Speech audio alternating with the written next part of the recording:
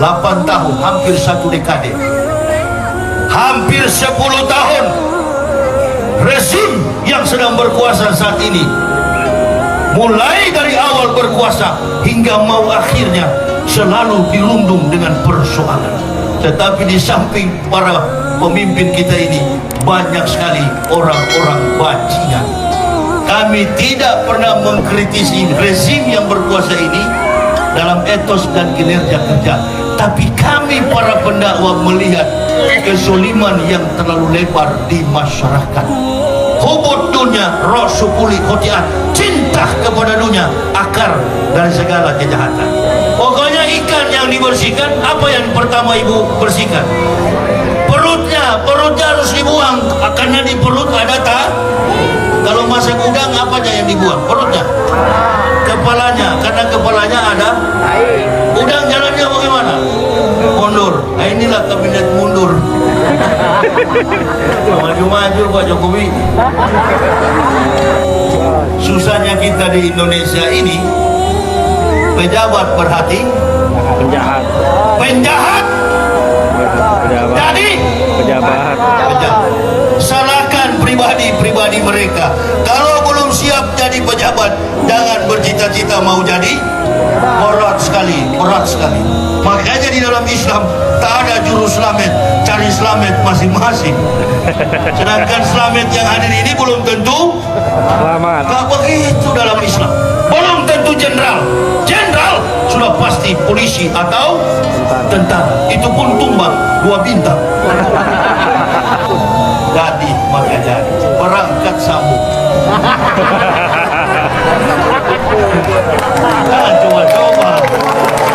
Jangan coba-coba. Negara kita ini sedang diberikan mubahalah. Saya dari kafir cinta kepada Islam, dulu suka membenci Islam. Jadi maksud saya mau sarankan kepada pemerintah kita ini, siapapun yang menjabat di negara ini, jangan coba-coba cubit-cubit apalagi ulama. Kau sakiti, kau lukai, kau hina, kau fitnah, kau penjarakan, kau bunuh. Tunggu saja, 2000 kali kau penjara tidak akan berubah saya. Allahu Akbar. Nggak ada, cek di pengadilan. Hakim yang penjarakan saya itu hakim yang sekarang periksa Sambo. Ya, boleh tanya di pengadilan Jakarta Selatan. Namanya Pak Wahyu Imam Santosa. Beliau bebaskan saya.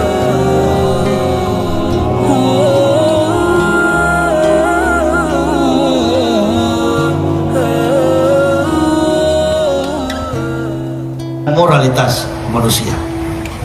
Jadi tidak kebetulan kalau keadaan negara begini, keadaan dunia secara global, kita masuk pada bulan Rabiul Awal, Rabiul Akhir. Ada peristiwa yang setiap tahun kita laksanakan, yaitu Maulid Nabi Sallallahu Alaihi Wasallam. Apa yang dibicarakan di dalam setiap momentum Maulid Nabi, tidak ada persoalan lain kecuali menitik beratkan pada aspek moralitas, akhlak mulia. Karena kehidupan manusia itu tidak stabil, ada kalanya naik, ada kalanya turun. Kehidupan manusia itu ibarat air. Tadi kata Pak Sekda, waspada. Hari-hari terakhir ini cuaca tidak baik, akan muncul hewan-hewan yang mematikan. Begitulah keadaan filosofis, begitulah gambaran kehidupan dunia secara khusus di Indonesia. Waspada, berhati-hatilah, karena Indonesia ini digiring pada sebuah konsep kehidupan jauh dari akhlak mulia Nabi kita Muhammad Sallallahu Alaihi Wasallam. Tanggal 28 Oktober, 3 hari lalu, saya diundang berbicara pada satu pertemuan pemuda. Dalam satu komitmen membicarakan tentang Hari Sumpah Pemuda. Dari tahun 1926 sampai finalnya 1928 Oktober, para mahasiswa, anak-anak muda yang terhimpun kepada satu perhimpunan yang besar berskala nasional, Indonesia Student Board, P3I, Perhimpunan Pelajar-Pelajar Indonesia. Mereka ingin bangsa ini keluar dari kaum kolonial penjajahan, dan mereka berhasil. Indonesia merdeka. Singkatnya begitu. Perjuangan para pemuda tidak berakhir sampai di situ. Sampai hari ini kita menambahkan negara kita ini berdaulat, betul-betul berdaulat, baik dalam komitmen bernegara hingga komitmen berbangsa dan bernegara. Saya tidak, baru sekali ini saya dengar lagu Abdul apa tadi, Waton, Iman Waton, iman yang di tengah. Saya baru kali ini mendengar begitu, dan kemudian ada lantunan selawat kepada Nabi. Inna Allaha wa malaikatahu yusholluna ala nabi ya ayyuhallazina amanu shollu alaihi wasallimu taslima. Jadi berbicara tentang Nabi Muhammad tidak berbicara pada aspek agama Islam saja. Nabi Muhammad dihadirkan oleh Allah bukan kepada umat Islam. Yang percaya kepada beliau disebut mukmin Islam, dan yang tidak percaya kepada beliau mereka adalah golongan kafir. Tapi tetap saja komitmen dakwah maulud itu mencakup totalitas umat manusia. Bapak Ibu boleh perhatikan keadaan Indonesia sekarang ini. Tadi saya berbincang-bincang dengan seorang pejabat kepolisian, Pak Kapolsek. Berapa bulan kita lalui di tahun-tahun terakhir ini, banyak sekali kejadian yang menyeret aparat, yang menyeret pejabat-pejabat kita jatuh karena moral. Dan saya katakan kepada beliau, kalau polisi rusak, bukan polisi yang rusak, itu adalah individu. Kalau tentara rusak, bukan tentara yang rusak, tapi individu. Latar belakang kehidupan saya dan keluarga, istri dan anak-anak bukan dari keluarga Islam. Kami adalah orang yang dulunya tidak beragama Islam.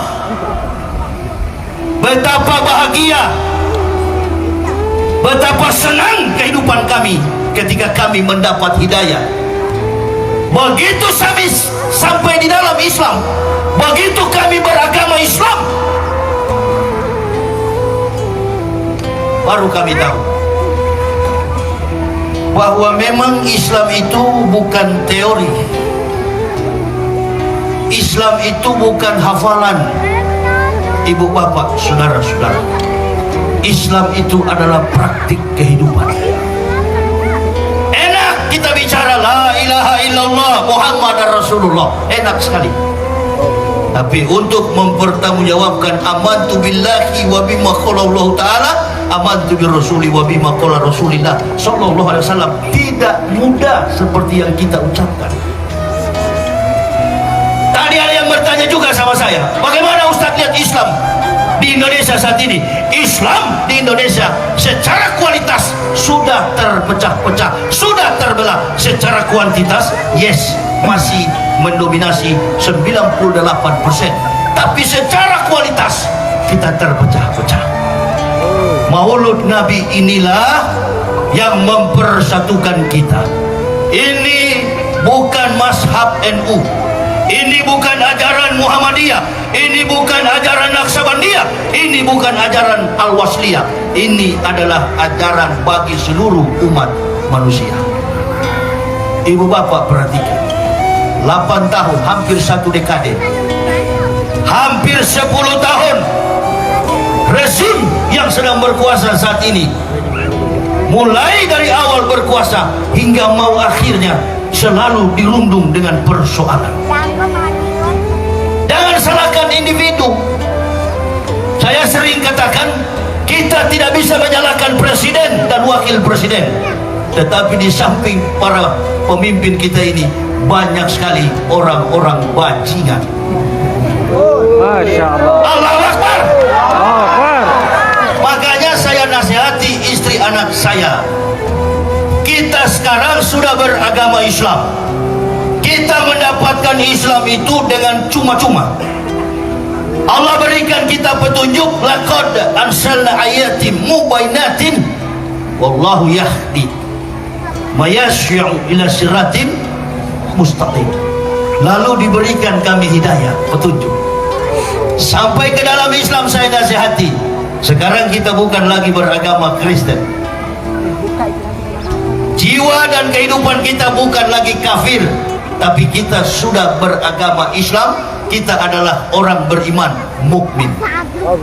Saya ajarkan kepada istri anak-anak saya 3 hal. Enggak yang tinggi-tinggi. Saya tidak mengajarkan kamu hafal 30 juz Al-Quran, tidak. Saya tidak ajarkan anak istri saya hafal hadis, ribuan hadis di kepala, tidak. Itu penting. Tapi saya bilang kepada mereka, kita orang dari kafir yang baru diberikan petunjuk. 3 saja yang kamu pelajari. Anak saya tanya, sampai kapan? Sampai mati. Apa itu, Pak? Yang pertama saya ajarkan, jangan pernah tinggalkan sholat 5 waktu. Afdalul a'malu as-sholatu khams. Amal yang paling utama itu adalah sholat 5 waktu, yang membedakan kita dengan orang kafir. Laksanakan itu dalam kondisi dan keadaan bagaimanapun, karena Islam tidak mempersulit. Antum dalam keadaan sakit boleh sholat, antum di atas pesawat, di kapal, di mana saja boleh sholat, karena Islam mengajarkan yang mudah, bukan yang menyusahkan. Yang kedua saya ajarkan, Anda sudah menjadi muslim, jangan coba-coba mengambil, mencuri barang yang bukan milikmu sendiri. Jangan merampok, jangan mencuri barang orang. Hanya perampok di zaman akhir ini. Orang sudah mati pun dirampok. Yang ketiga saya katakan, jadilah dirimu sendiri, jangan pernah menjadi diri dan pikiran orang lain. Kalau kamu jadi pejabat, jangan berhati penjahat. Kalau kamu jadi penjahat, jadi penjahat yang betul-betul penjahat. Jangan berpura-pura penjahat.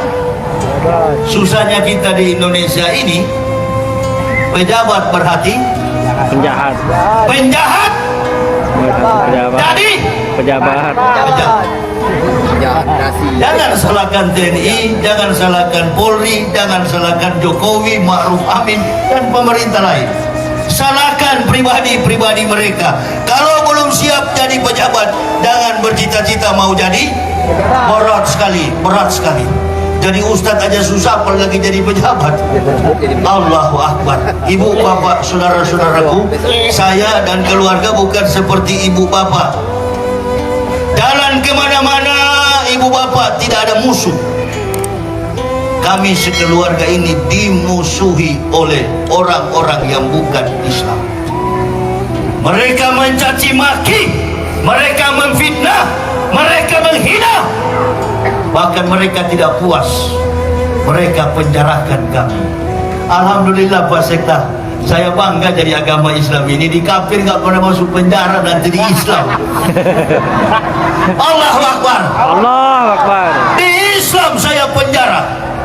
Mayoritas masyarakat Indonesia adalah Muslim. Saya bisa masuk penjara. Bayangkan itu. Orang Islam juga tidak bela, padahal banyak dia. Oh, tunggu dulu. Ini menunjukkan bahwa Islam agama yang benar. Jangan pakai bela. Jangan bela. Kita harus kooperatif. Polisi datang ke rumah saya dari Mabes Polri. Ustadz, ada laporan. Saya sudah tahu. Saya sudah tahu, komandan. Jangan tunggu-tunggu, sekarang saya siap dibawa ke penjara. Berani sekali Ustadz ini. Ya, saya selama bertahun-tahun sejak masuk Islam dari 2006 sampai 2021 saya berdakwah tidak pernah pakai pengawal, apalagi cuma penjara. Saya sudah punya konsep sebagai orang Islam.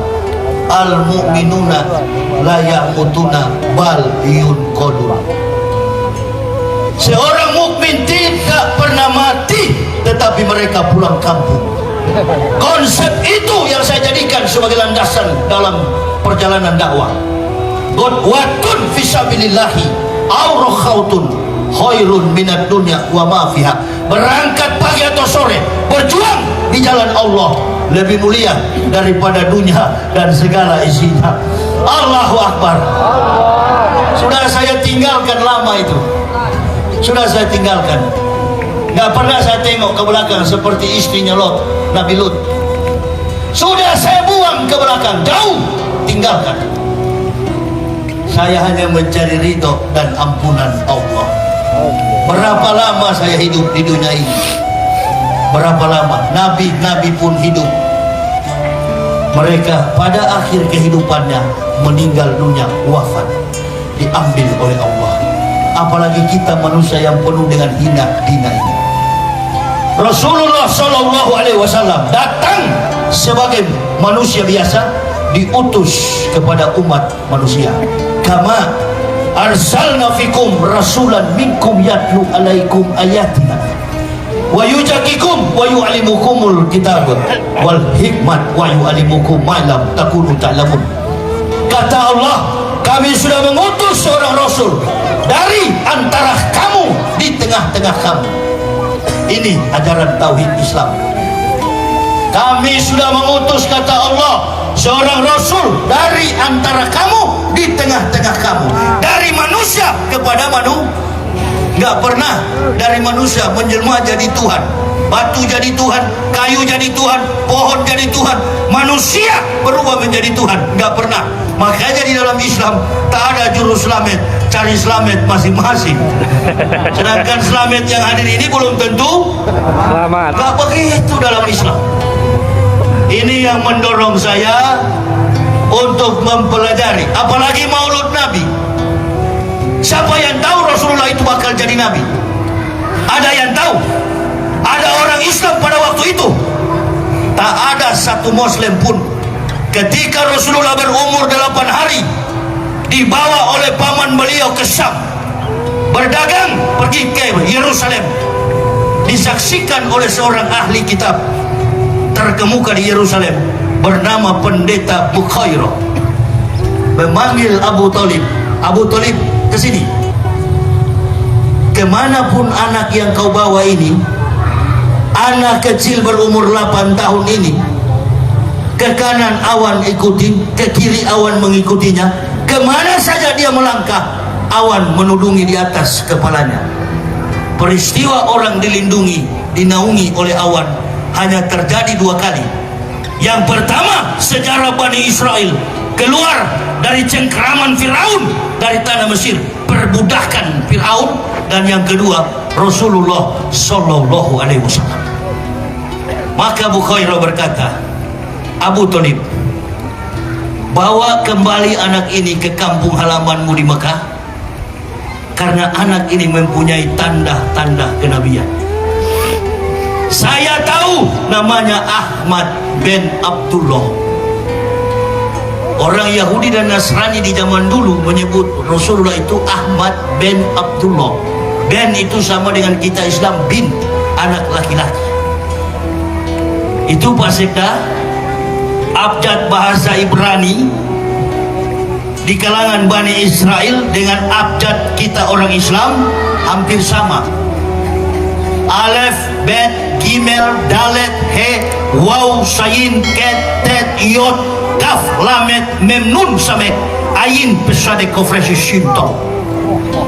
Abjad Ibrani ini sama dengan hampir Hijaiyah.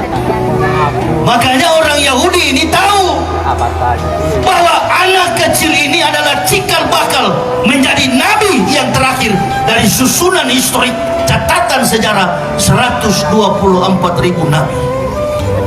Ibu bapak perhatikan, saya sering tanya kepada jamaah, ada berapa jumlah nabi dalam Islam? Mereka jawab 25. Terlalu kecil. Pegawai negeri saja di Kabupaten Tanjung Jabung Timur ratusan bahkan ribuan. Mimpin masyarakat yang tidak sampai 10 juta. Bagaimana mungkin nabi menyampaikan risalah kepada seluruh umat manusia jumlahnya hanya 25? 25 itu adalah pilihan Allah. Manusia biasa yang dilebihkan Allah menjadi manusia luar. Nabi belum tentu rasul. Rasulullah sudah pasti nabi. 25 itu bukan cuma nabi, mereka adalah Rasulullah. Nabi belum tentu rasul. Rasulullah sudah pasti nabi. Polisi, tentara belum tentu jenderal. Jenderal sudah pasti polisi atau tentara. Itu pun tumbang 2 bintang. Amin ya robbal. Nah, ada yang jago tembak sniper di dunia ini, nembak bintang. Ada bintang nggak malam ini? Nah, cuaca baik. Nah, akan hujan Pak Sekda. Ingat, insya Allah ini bahaya ini berakhir malam ini. Nah, ada bintang. Siapa yang jago tembak? Hirbah, penembak mahir, sniper. Tak bisa jatuhkan bintang, apalagi bulan, apalagi matahari, sulit ditembak. Tapi kalau sudah kehendak Allah, wa kana lillahi ayatan iza bi waladin subhana isaqona amran fa'ina ma yaqulu lahu kun jadi maka jadi. Berangkat sambung. Jangan coba-coba. Negara kita ini sedang diberikan mubahalah. Saya dari kafir cinta kepada Islam, dulu suka membenci Islam. Jadi maksud saya mau sarankan kepada pemerintah kita ini, siapapun yang menjabat di negara ini, jangan coba-coba cubit-cubit Islam. Apalagi ulama kau sakiti, kau lukai, kau hina, kau fitnah, kau penjarakan, kau bunuh. Tunggu saja. Dari dulu kami sudah katakan, kami tidak pernah mengkritisi rezim yang berkuasa ini dalam etos dan kinerja kerja. Tapi kami para pendakwah melihat kezoliman yang terlalu lebar di masyarakat. Saya tidak ada yang support saya kemana-mana. Otak saya berdakwah ini karena hikmah dari Allah. Makanya saya nggak pernah pakai pengawal. Dari dulu 3 person. Saya, my wife, and my son. Saya, istri, dan anak kecil. He's my bodyguard. Itulah bodyguard saya. Bodyguard saya, tukang pukul saya, yang mendampingi saya kemana-mana. Umurnya 4 tahun. Jadi kalau bapak ibu mau ganggu saya, berhadapan dengan dia dulu. Kita ini bilang dakwah, tapi yang datang satu kampung. Kenapa? Kok sampai semua jemaah bertanya? Saya datang tadi di sini ada yang tanya, Ustaz mana sopirnya? Saya. Sejak kapan Ustaz bawa mobil? Dari 2006 sampai sekarang. 2001 istirahat, absen karena di penjara. Enak juga di penjara. Di penjara bisa jadi imam, bisa berdakwah, bisa jadi khatib Jumat. Hari besar Islam kami lakukan. Bahkan ibu bapak mau tahu, ada satu orang Tiongkok, orang Cina, dia ditangkap di Singapura, tidak bisa bahasa Inggris. He cannot speak English. Dia tidak bisa bahasa Indonesia. Yang dia tahu hanya bahasa Mandarin Cina. Setiap orang Islam sholat, dia baru 1 bulan ditangkap, 3 minggu dia ikuti umat Islam sholat. Saya panggil seorang Cina yang ada di dalam, namanya Jeffrey, yang sudah warga negara Indonesia. Kok Jeffrey, sebentar saya mau tanya, kau kenal orang Cina yang baru masuk penjara tadi, kasus judi online? Oh, saya kenal Ustaz. Coba kamu pakai bahasa Cina, karena ada laporan jamaah kepada saya. Saya di dalam penjara, satu penjara dengan Habib Rizik Syihab di Mabes Polri. Penjara kami bukan di atas tanah. dipenjarakan di bawah tanah, tak pernah tahu ini siang dan malam, nggak pernah mengecap ultraviolet sinar matahari. Tanyakan dia kenapa dia ada di sini. Kami mendirikan 2 masjid di Mabes Polri, satu di blok narkoba dan satu di pidana umum. Habib Rizik Syihab yang mendirikan Masjid Rohul Jadid. Ditanya kepada si Cina, karena jemaah melapor saya, Ustaz, itu orang judi online, dia bukan Islam, tapi setiap sholat dia ada di baris belakang, saf belakang. Apakah sholatnya itu sah? Insya Allah lebih sah dari kita yang sudah muslim. Kok bisa begitu, Ustaz? Nah ini yang kita sholat, yang lain masih tidur.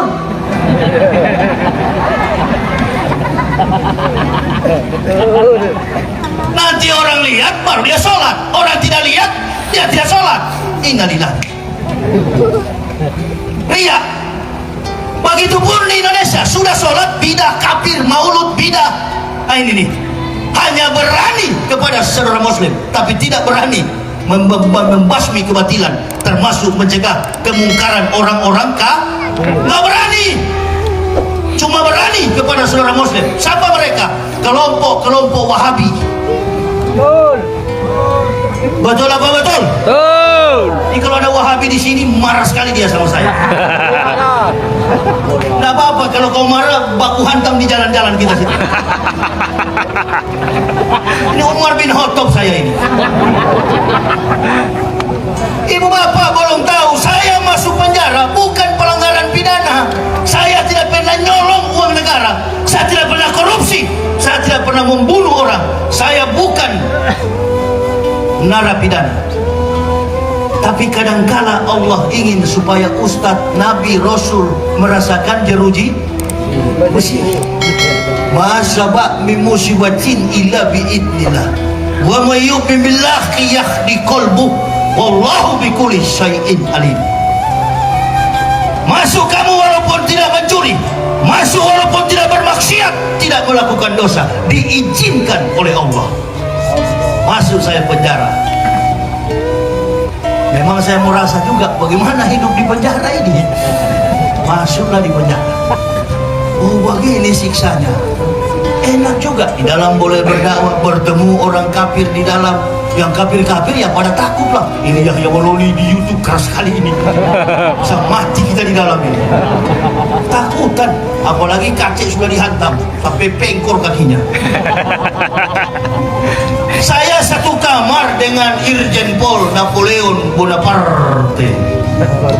Kami dua satu kamar, kami dua satu blok. Habib Rizik di blok yang jauh narkoba, kami di blok pidana. Ditanya sama orang Cina, apa yang mendorong kamu untuk sholat? Apa dia bilang? Sejak umat Islam sholat, saya perhatikan terus, kayaknya orang Islam ini biar susah tenang hatinya. Masya Allah. Begitu saya coba ikut sholat subuh pertama, kata si Cina, hati saya tenang. Saya tidak peduli dengan hukuman yang diberikan hakim. Saya ingin setiap saat sholat. Jadi dia ikuti 5 waktu. Sudah ada yang melarang, tanya sama saya, Ustaz, kenapa tidak larang? Di Amerika dan Eropa yang begini-gini, ribuan bahkan jutaan orang ahli perbintangan astronom. Seorang angkasawan, astronot, fisikawan, ahli fisika, matematikawan, ahli medika, seorang dokter. Apa saja kompetensi mereka, intelijensi mereka di atas rata-rata, lalu Allah kasih hidayah. Bahkan ada orang bule yang tidak bisa tidur, kerjaannya cuma di laboratorium berpuluh-puluh tahun, sudah minum double L, sudah minum Valium obat tidur, nggak bisa tidur. Begitu dia mampir di masjid orang Indonesia, Indonesian Muslim Community Al Hikmah Mosque. Kebetulan imamnya di sana itu Ogi, orang Makassar. Mega Ogi tahu? Mega nih. Oh, ada sapo. Ada. Hai. Asli nah. Hai. Lalu asli nah. Iya Manado. Manado iya. Iya Benenaku. Saya suami istri Manado, menang nampang doang. Oh susah Manado masuk Islam, susah. Secerdas Rocky Gerung orang Manado, tidak, Allah kasih hidayah. Pintar dia, cerdas dia, ahli filsafat, semua jago-jago debat di Indonesia habis dihajar oleh Rocky Gerung. Apalagi kawan yang pakai ban Vespa di kepala putih, kalah. Ban Vespa kalah. Jangan jelas apa ajai. Kalau jelas nanti dideli kita ini. Bilang saja ban Vespa ngibulin. Iya, karena jago ngibul toh. Iya. Habis semua, tidak, Allah kasih hidayah. Rocky sudah tahu Islam benar, tapi Allah yang membolak-balikan hati manusia. Gak dapat hidayah. Saya yang bodoh ini Allah kasih hidayah. Satu keluarga, saya, istri, dan 3 orang anak diberikan hidayah masuk Islam bukan karena mau kawin. Ini masuk Islam karena mau kawin. Masuk Islam ikut-ikutan. Innalillahi. Saya meneliti secara sistematis, kontekstualis, rasional tentang kebenaran Kitabullah Al-Quranul Karim. Jangankan satu kata, satu titik Al-Quran tidak dapat diselewengkan oleh otak dan tangan manusia. Subhanallah. Kaget saya. Beberapa bulan lalu, kok ada yang bilang 300 ayat harus dihapus? Siapa yang bilang begitu? Orang yang tadinya Islam, Ustadz perhatikan, dia belajar di pesantren dari kecil sampai dia tumbuh dewasa. Dia murtad dari Islam, namanya Tai Pudin.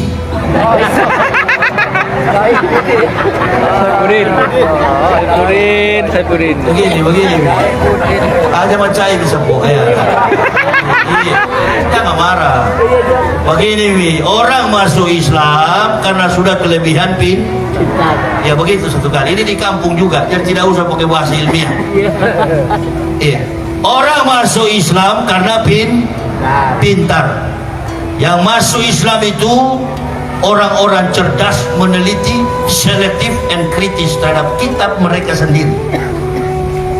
Perhatikan, orang yang keluar dari Islam itu hanya 2 persoalan. Kalau bukan lapar, goblok, otaknya tolol. Keluar dari Islam karena bodoh dan suka mencari dunia. Hubud dunia, rosukuli hotiat, cinta kepada dunia, akar dari segala kejahatan. Ini Tai Pudin lakukan. Makanya orang keluar dari Islam itu namanya Tai Pudin.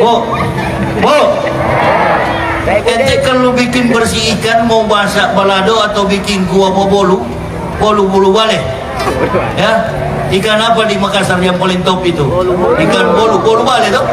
Nah, buah bandeng. Iya, bale bolu. Nah, pokoknya ikan yang dibersihkan, apa yang pertama ibu bersihkan? Perutnya harus dibuang, karena di perut ada kalau masak udang apa aja yang dibuang? Perutnya, kepalanya, karena kepalanya ada udang. Jalannya bagaimana? Mundur. Nah, inilah kabinet mundur. Maju-maju Pak Jokowi.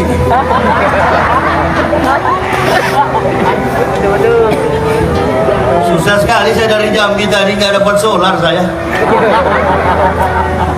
Tapi sih saya Sekda, susah cari solar. Iya Ustaz, Masya Allah. Dari Jambi nggak ada solar. Hah? Kalau di Manado saya masih muda, bensin motor saya habis, saya tuang pakai cap tikus, selesai jalan. Tapi di sini kan nggak ada peminum balok yase, balok tala, iya kan, tuang cap tikus di Manado. Ini orang-orang bodoh yang kemudian menjual akidah demi sesuap nas. Saya ini orang yang bukan bodoh dari Kristen. Saya orang seperti begini juga, cuma bentuknya dulu sekolah tinggi teologi, sekarang saya robah sekolah tinggi teologia. 5 bulan saya dimasukin penjara. Kasusnya apa Ustaz? Kasus saya bela Ustaz Abdul Somad karena seluruh pendeta di Indonesia menyerang beliau tahun 2019. Saya bela. Saya katakan jangan UAS yang kalian lawan, jangan UAS yang kalian tangkap. Saya Yahya Waloni siap ditangkap. Dan saya katakan, hei orang kafir, Roh Kudusmu itu adalah Roh Kudis. Ditangkap saya. Kitab sucimu itu Matius, Markus, Lukas, Yohanes, saya robah Matius, Markus, Stefanus, Spiritus, Capticus. Tapi kan saya sudah minta maaf, datang Kiai NU sebagai ahli persidangan. Ustadz, jangan begitu lagi kalau ngomong. Bagaimana tidak marah saya? Saya yang keras ceramah tentang kafir, UAS yang diserang. Kenapa mereka jadi kuat? Kenapa orang kafir jadi berani? Karena banyaknya golongan munafik di dalam Islam. Allahu Akbar. Semua agama sama katanya. Tidak. Semua agama itu sama. Bagi saya agama itu beda. Yang masuk surga orang Islam, yang masuk neraka orang kafir. 2000 kali kau penjara tidak akan berubah saya. Allahu Akbar. Nggak ada. Cek di pengadilan. Hakim yang penjarakan saya itu hakim yang sekarang periksa Sambo. Ya, boleh tanya di pengadilan Jakarta Selatan. Namanya Pak Wahyu Imam Santosa. Beliau bebaskan saya. Alhamdulillah. Saya tolak pengacara Egy Sujana dan kawan-kawan. Pengacara Muslim antri mau bela saya, semua saya tolak. Polisi memberikan pengacara catur bakti, saya tolak. Ini perjalanan perjuangan dakwah. Kadang-kala kita harus merasakan yang sakitnya. Tidak kata Allah, kamu disebut orang beriman kalau kamu tidak diuji. Saya sudah mewakafkan diri di jalan Allah. Apapun terjadi, saya dan istri anak tetap kemana-mana. Makanya tadi ada yang tanya, Ustadz kok bisa masuk Islam? Bagaimana bisa masuk Islam? Saya jawab cepat-cepat, saya tidak mau masuk neraka, titik.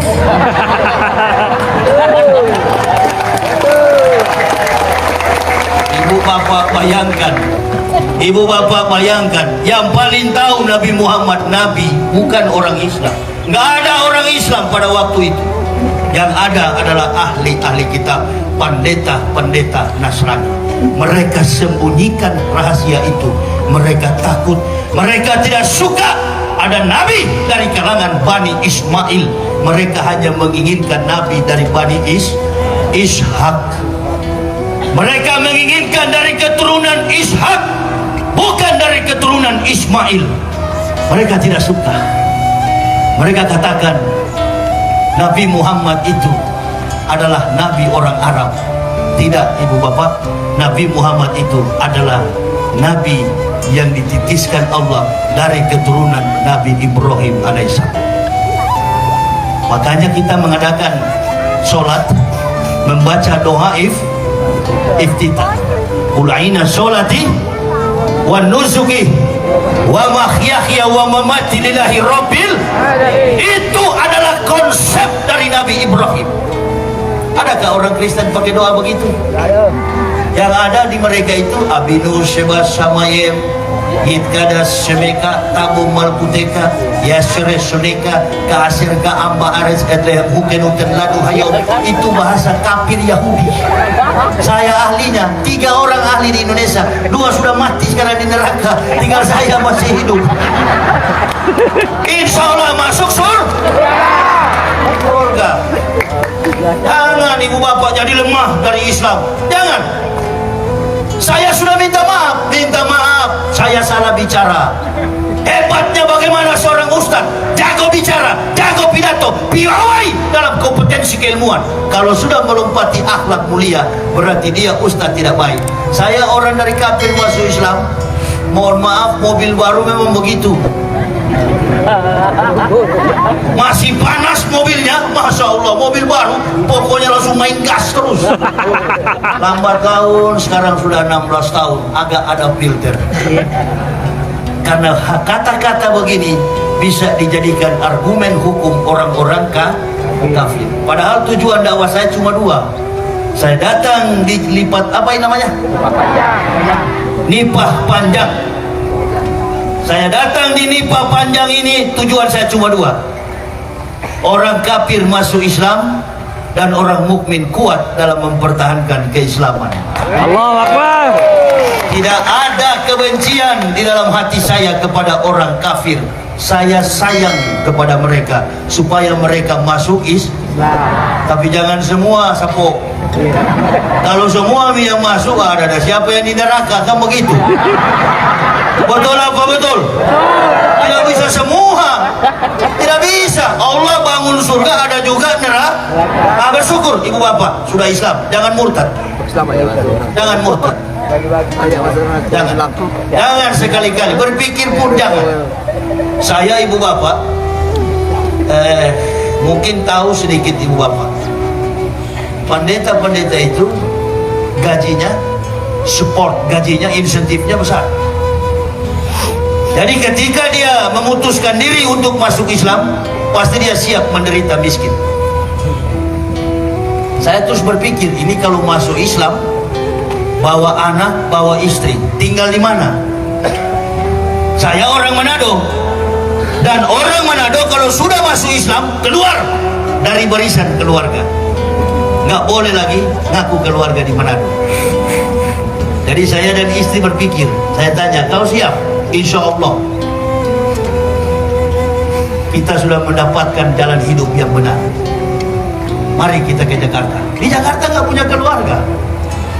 Datang kami ke Jakarta. Kenapa kami tidak diam di Sulawesi? Kami diancam oleh keluarga. Bahkan yang akan membunuh saya adalah keluarga saya. Saya tinggalkan kampung halaman. Saya merantau ke Jakarta. Karena pikiran saya, orang-orang Islam itu banyak di Jakarta. Saya datang ke Pulau Jawa membawa istri 3 orang anak. Sampai di Jakarta, hidup kami bukan langsung dari atas terjun langsung ke bawah. Mau ibu bapak begitu? Hah? Dari atas sampai ke bawah, turun ke bawah. Saya terus berpikir, saya tanya anak istri saya, kamu tahan hidup begini? Saya mau pancing istri saya, apa dia kuat dalam Islam? Kamu siap menerima kenyataan hidup begini? Jadi orang Islam kita begini? Dia katakan, lebih parah daripada ini, 2 kali lipat Allah berikan. Insya Allah kita tetap sama-sama. Dengan air mata dia keluar menangis. Secara manusiawi, iblis tidak diam. Apalagi saya memang bekas datuknya iblis. Yang malam dia datang bisik saya, woi mana sepatumu? Iblis datang bisik di kuping, woi mana sepatu? Udah saya buang, kata saya. Mana jas kamu? Sudah saya buang. Mana kamu punya dasi? Sudah saya buang. Sekarang diganti oleh Taipudin. Ingin ke Amerika, yang penting jual menggadaikan akidah, menghambakan diri kepada syaitan dan dunia, menukar akhirat dengan dunia. Kami sebaliknya, menukar dunia dengan akhirat. Alhamdulillah. Begitu masuk Islam, saya lihat di kubur ada orang mati, orang Islam mati, saya tengok di kubur, di liang kubur. Ih, gampang jadi Islam, mati pun gampang. Oh begini orang Islam mati ya. Saya tanya sama yang tukang gali kubur, dia punya barang emas di bawah nggak? Oh nggak bisa, ayah ya. Dia punya sepatu, nggak pakai sepatu, coba saya lihat, memang kosong. Allahu Akbar, hanya pakai kain putih. Innalillahi, kain kafan. Duta besar, pejabat tinggi negara, mantan ambasador dikuburkan di Karawang, Jawa Barat. Saya intip, saya lihat pejabat yang kaya raya, pangkatnya, jabatannya, istrinya, semua aset yang dia bawa tinggal di dunia. Kembali ke rahmatullah, hanya iman dan amal soleh. Orang Kristen tidak. Waktu saya masih pendeta, Jesus resurrection in the life. Yesus adalah kebangkitan dan hidup. Taruh dalam peti mayat begini. Pakai capatu, pakai dasi, berangkat ke neraka.